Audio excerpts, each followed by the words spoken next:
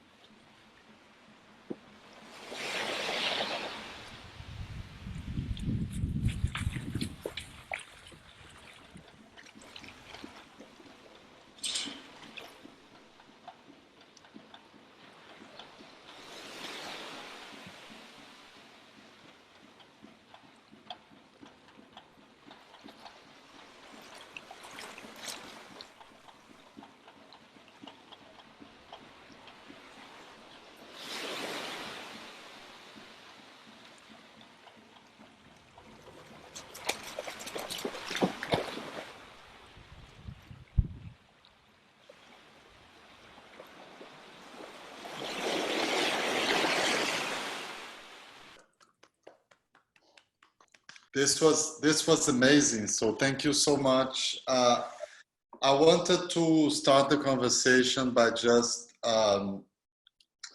acknowledging the big sense of urgency that I can see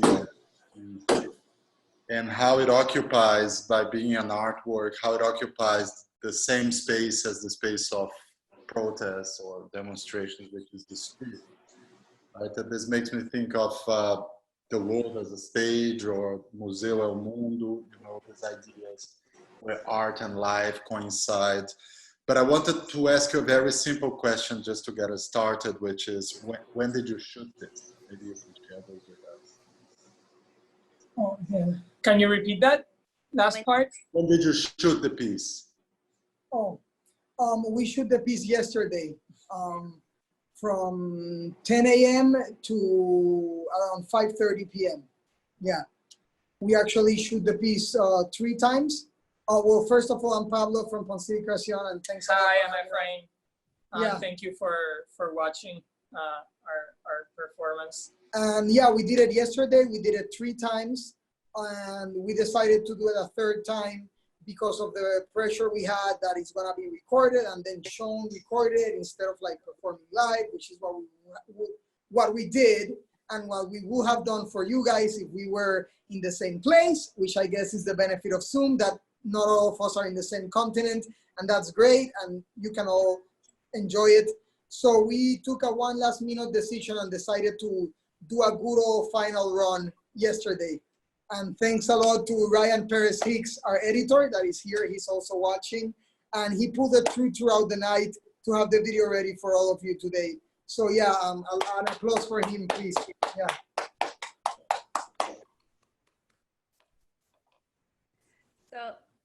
So on that note, maybe I think we should return to this idea about what does it mean for you all to be on the streets versus on a stage or some of the other places where you typically perform. But I also think it's useful for everybody to know a little bit more about who the two of you are in terms of your practice and even your name, Poncilí Creación. What is it? So I don't know if you can tell us a bit about, I mean, you two are twin brothers and how you came into doing this kind of performative practice. Okay, hi, I'm Efrain again. This is my brother Pablo. We are twin brothers, so we are like inherently driven towards collaboration in all sorts of things, and since we were like playing games when we were young. We have explored a lot with improvisation, and improvisation I feel has taken us through a lot of fields. Music, dance, sculpture, finally, and it's a mixed match of all those things that have created what Poncili is for us right now. Which is for us, Poncili itself, it's an organic being for us, and it has always been changing and mutating and expanding under what we've been calling basically an exploration, which is how we call our practice. It's like an exploration-based practice, as you. So for us, the main one of the main motors that push us is the interaction, the interaction with the world around us and also with people. We don't want to do one-way work. We want to do a work that is in communication not only with the audience or however you want to call the spectator or the people that are just there, but also that communicates with the world and that opens up that dialogue. And we do this through sculpture and dance. So we are not we're mainly focused on inspiring and creating things, getting more than like getting a reaction or being liked or whatever. I think that sense of exploration, I mean, in the piece that we all just saw, I mean, we're literally exploring the city of San Juan. So for some people, I think some of the sites that pass through, some of the neighborhoods, Condado, San Juan are very, people recognize them right away. But for other people, could you kind of walk us through the path and why you chose the places or why you chose that particular route that you took? So basically this route was started in Santurce. It started in Fernandez Juncos. Santurce is crossed by 2 main roads. Fernandez Juncos is the one that is closer to the bay, and the bay in which we take a swim at the end, which is the Bay of San Juan.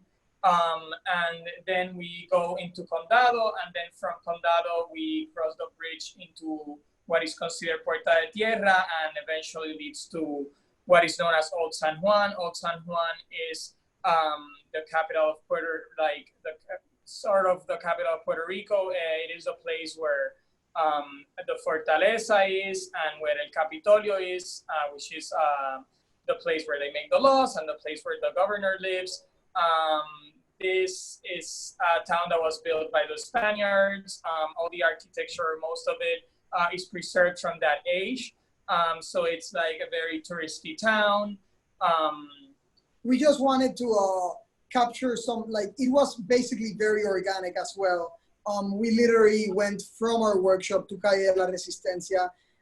For those who don't know, we just outed one of our corrupt governors that was a son of another corrupt governor, and his name was Ricky Rosselló, and you might have seen some press about it. And one thing that we find very like exhilarating about this, not to say that it was a historic, you know, it was not only a historic event, but was something that kind of like unheard of for here in Puerto Rico.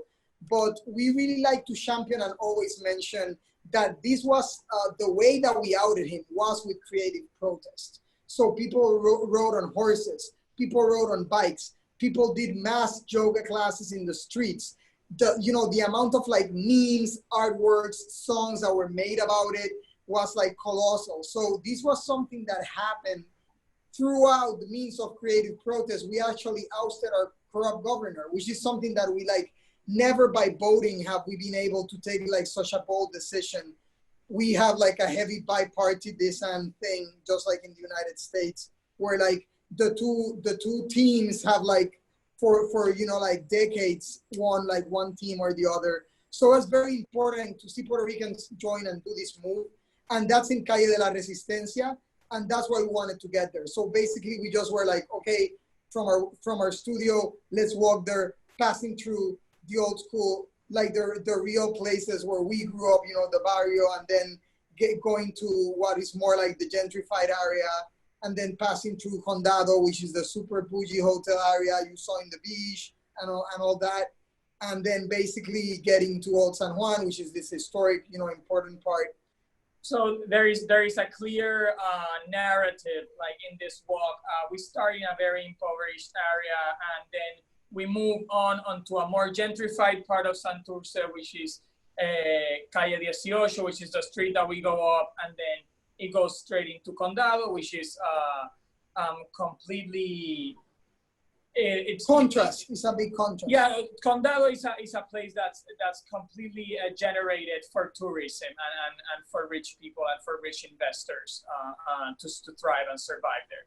And then finally ending in Old San Juan, where there's like the political section of Puerto Rico. I want to ask about the guy on the bicycle, because for a moment there I thought he was part of it, and then I realized he wasn't. So what propelled you to keep him going there, aside from the fact that he probably just stuck by you the whole time? Yeah, well, propel, yeah, and nothing propelled us to stop him. Yeah, just that okay. we decided to intrude with anything that is happening around us or anything that our actions might motivate. We would never stop anyone, even if someone a guy came and like flipped us off, and like we wouldn't react against that or stop it in any way. Yeah, the point of the performance was seeing this one individual carrying this like huge voluptuous protest around him, meditating on the powers of creative activism, and meditating on like this like maybe hidden hope we all have inside our hearts, that we can make a difference, that we can see in our lifetimes a more cohesive world, a more cohesive form of reality. So when all these interactions, which only some of them obviously are in the video, you know, because there were thousands, unable to catch all of them. I feel like we wanted these things to happen. So in this way, I won't say that it didn't happen in an intense way. In the case of Oscar, which is now our friend, the person in the white t-shirt with the bicycle, he basically just saw us in the street, and he had come over the past night from the protest in New York. So he saw us as like, sort of like, for him, we were like the Puerto Rican Revolution. And the Puerto Rican equivalent to the fight that is happening in the States. So he just immediately joined us and stayed with us all the way till the end. And he was constantly repeating "No justice, no peace," which is one of the most popular slogans in the fights going on right now in the States. And it, you know, it's a perfectly suited slogan for what's happening here right now with the abuse that the government has been going on with all of us. You know, like if there can be justice for the people, you know, like there can be any peace. But it was interesting to have him around, and obviously we talked about it. We were like, oh, yeah, well, I guess this guy is here. And we definitely think he was the MVP of the day. You know, it was this beautiful thing. It was really fun to have this random thing happen. That was like a big part of it. Which is why we love, you know, performance in general, you know, and working in the streets. We don't want to be like the center of it. We love when other things happen. But this is what's really fascinating about being in the streets, right? Because, I mean, more than having someone taking it over, you also have, you don't have the barriers, right, of the stage. No, yeah, it's a free stage. Oh, it is a kind of stage, but it's just completely free, anarchic and random. And also the people that are seeing your work, it's people that you don't choose. You don't know who's gonna see it. And that is really good too. We got a lot of positive interaction with people. They read the slogans and they were shouting them out the windows of their cars. You saw a little bit of that in the video, or honking their horn to us. So it was fun. People kind of joined the protest just like Oscar along the way. Yes. And that was a central idea that you were really promoting as we were talking with you throughout this process, this idea of the single individual represented by the multitudes. And I think, you know, obviously the apparatus, which I hope we can talk about in a minute, is a symbolic of that. But also, you know, with Oscar, watching him follow you on the bike, but you also pointed out that you gave him a puppet. And so it was just beautiful to see people were joining, puppets were joining, and yes, like it continued to amplify a bit. But could you tell us maybe about the apparatus? Yes, most definitely.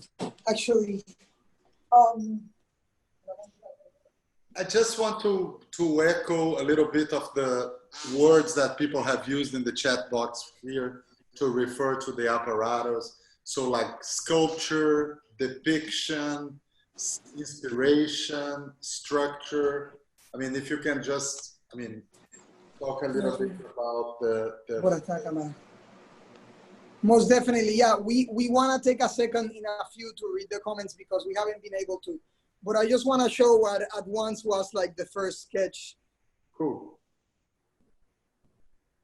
So here we see mostly butterflies, but in your that was just thinking at first. Part of the sketch. Yeah, part of the sketch, and then it became something more complex as we kept going.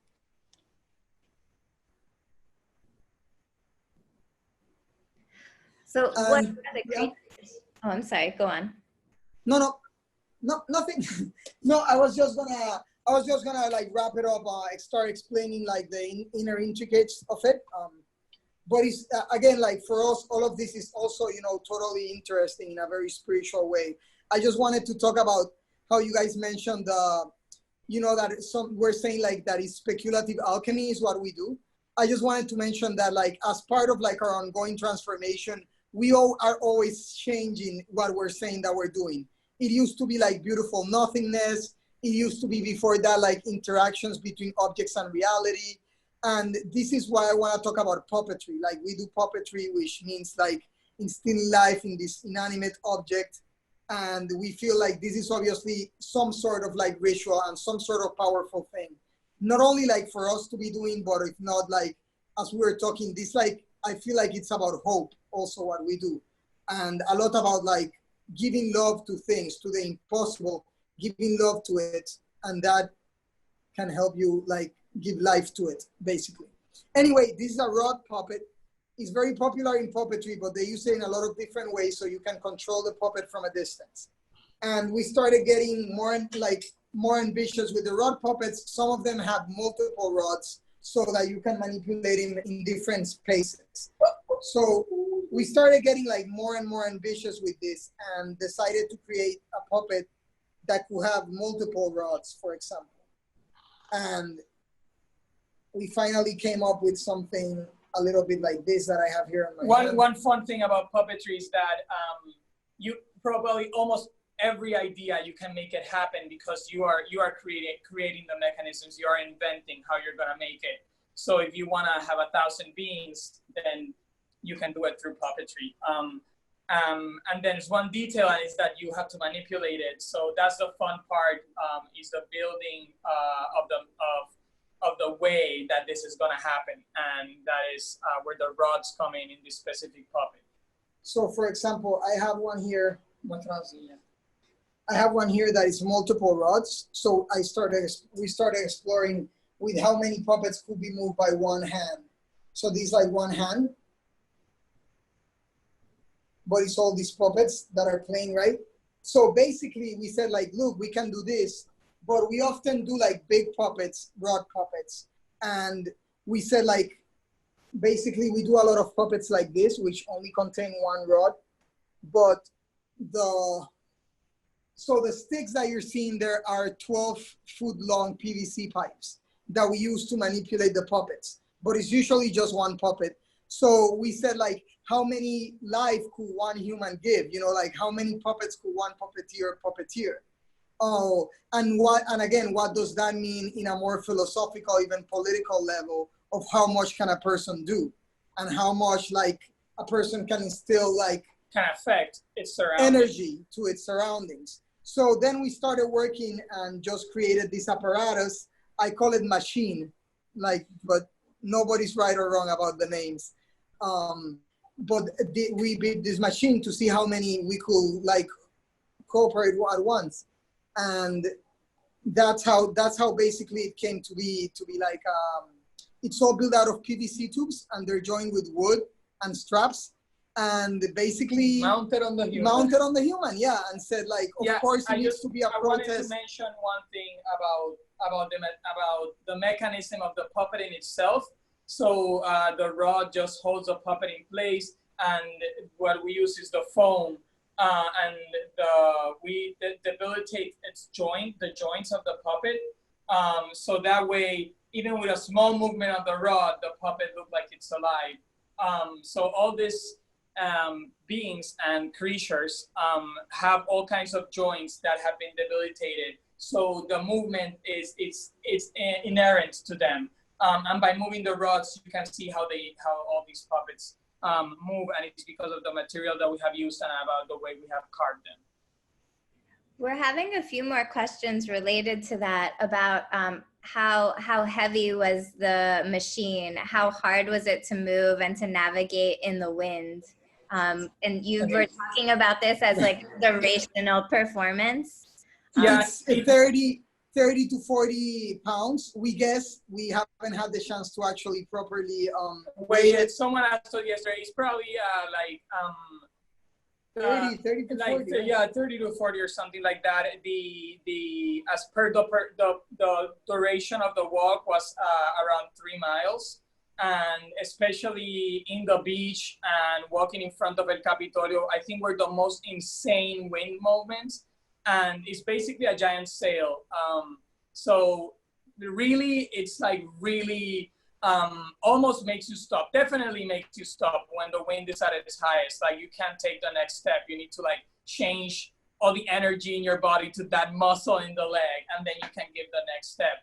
And that was also really like it's challenging, but it's also interesting to puppeteer a device of this magnitude. Yeah, it definitely made me think of like Neon Genesis Evangelion or Gundam for whoever is like an anime fan. But this idea of the mecha, so it's like the robot that you embody and you manipulate from the inside. A giant robot body. And especially with the wind and everything, it really felt sort of like this machine. That's why I call it the machine. This machine that you were like controlling from the core, from its core, its inside. Also, another very interesting thing is that we are not using our hands, like barely using our hands to manipulate here. It's like a hip and back thing. You're moving the puppets with your back and with your hips because that's where the puppets are tied to. So your legs here are like the main puppeteer are the legs and the back. And you know, so like, it's all a dance, basically. It's a dance and all kind of like, well, like this leaning forward, and the puppets can even like almost touch the ground. But if you do something like that, it's almost impossible to like get back up. Yeah. So it's like challenging in that fun way. Can I ask about the messages that you have written in some of the Of course. parts of the machine? And also, of course, we were talking about transformation, and the butterflies are a beautiful symbol of that. So if you can explore just a little bit more in terms of the figures and the messages that you have written. Well, so we are here talking about creative activism and creative protest, and this is the way we choose to do it. But we want to people to see that it is a protest. And in recent times, in recent protests around the world through this year and last year, we have noticed that the signs that people carry have become items of discussion and like memes, and even like more popular than like the things itself. So we wanted to put the puppets holding those signs, so the clear message that this was a protest happening that included all these beings. We wanted to tackle some like main subjects, such as was the Somos Más, which is we are more, which you can guess that intrinsically speaks of the piece itself, as well, of what we're trying to talk as a movement, as a humanity, that we have the power to do something about the fucked upness of the world. Yeah, and about like we are more implies that there's an other, and the other is like the oppressor, you know, like the injustice, the government. And Somos Más means like there is more than me that are suffering what I'm going through, and we need to get together. So that was like the main one, was the biggest one on top. Yeah. We wanted to tackle also the auditoria, audit the debt, talking about the huge debt that was created by vulture funds that Puerto Rico holds right now. And also, like right there is also talking about the whole corruption schemes that we have been going on for decades and decades. And also, without talking about, we wanted also to talk about No Más Muertes, which is a popular slogan not only here in Puerto Rico, if not like all around the world. We had the Ni Una Menos, which is the slogan against feminicides that have been going on all over the world and here for forever. And it's time for this to stop. And we feel this a very important subject to be talking about. We obviously had a Black Lives Matters too, which we think is a very important subject that is being recently discussed. And the other one said like Somos, which is the name of the art, like we are, just stating that we are alive and that we can do something about it, basically. And also there was an anti-colonialism one. Puerto Rico has been a colony for hundreds of years, and you know it's time for that to also stop. So we wanted to just mention that, you know, there were like main mentions that we wanted to make, you know, to overall the fights that we believe in. And also what we wanted with this was like not to focus on one fight. The issue here is inclusivity, you know, it's like acceptance that we all need to gear towards the same goal. So that is what we're looking with the different messages. Great. No, that's really important for us, because sometimes we can't really read on the screen. So it's very important that you help us to go a little more deeper into this very complex, and I think the interaction of these different slogans and signs, that's really interesting, and I thank you for breaking this down for us a little bit. I don't know how we're doing time-wise. Maybe we have 5 minutes. So I just wanted to see if there's more questions coming from our audience. We had one audience member ask, what were the barriers that you were running up against, which I think we encountered at a few sites, at the Capitolio, also in the streets of Old San Juan. Yeah, that's really important. Also the drummer who was interacting with the barriers. Yeah. Those barriers are there because of the outing of the governor, like because of the heavily protests that the area has encountered.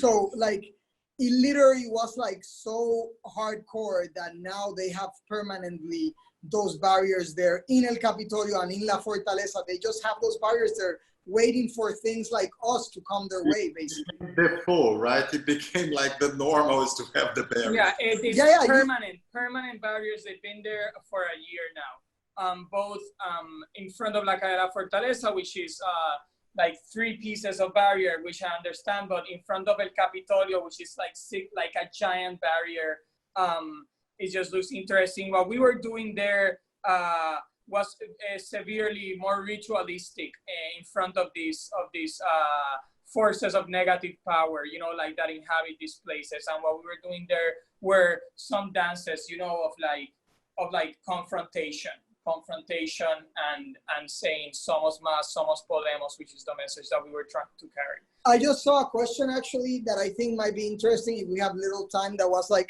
just like asking for advice. Go ahead. Yeah. Yeah. Can someone read the question? Advice for emerging artists on self-expression and art practice. Okay, I'm gonna make this real fast, but I just mentioned beautiful nothingness in the past, and I think that the reason why I just want to touch on that is because my advice personally would be like, do not, like in these dire times, like do not look for perfection. There's a lot of materials in the trash, and there's a lot you can do when you have the idea. So the power here, what we're looking for is ideas. We're looking for solutions, and it is more than clear for me that we gotta start understanding that anybody can come up with a solution. This is something that is like everyone's like job. Everyone's got that power. Everyone's got that flower inside of them. And just like if you are into self-expression, because you don't have to be an artist, you don't have to want to express yourself. But if you want to be an artist or not, I feel like that it's important that if you're into self-expression, which for me not only has to be equated to like the arts, etc. I feel like the important thing definitely is to like don't be afraid. You know, like do not be afraid. Think big and create with what you have. You know? And it's a shame like that. Just going off what you that you were saying of don't be afraid. Like it's a shame to say this, but in the society we are living right now, a lot of people pay too much attention to what other people say or to what other people are doing.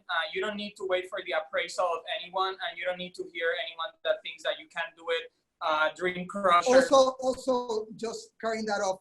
No, you know, don't wait for galleries. Don't wait for representation. Like if you need, don't wait to be good. Yeah, you don't have to be good or perfect on anything that you do. If you want to do an exhibition, do the gallery. Make your gallery. You make the gallery. You make the exhibition. You want to do a set. You find the place, you make the flyer, find someone that makes cool flyers, you do the show. Like there's this very interesting thing that when you look back, you'll be like, and I did it myself. So this is important to feel, excuse me if I'm saying something. Just that this is important also for when you look back, like attempt everything, you know, do everything. Because when you look back, you have done more than just the exhibition. You have done the curation and the creation of the gallery. And it's just like a healthy way to start like prompting yourself up. It's really important within the constructs of this world to realize that things can be done as a single individual, you don't know, pun intended, with the performance. But you can do all these things that you think you need other people to do. You just need to find out about them.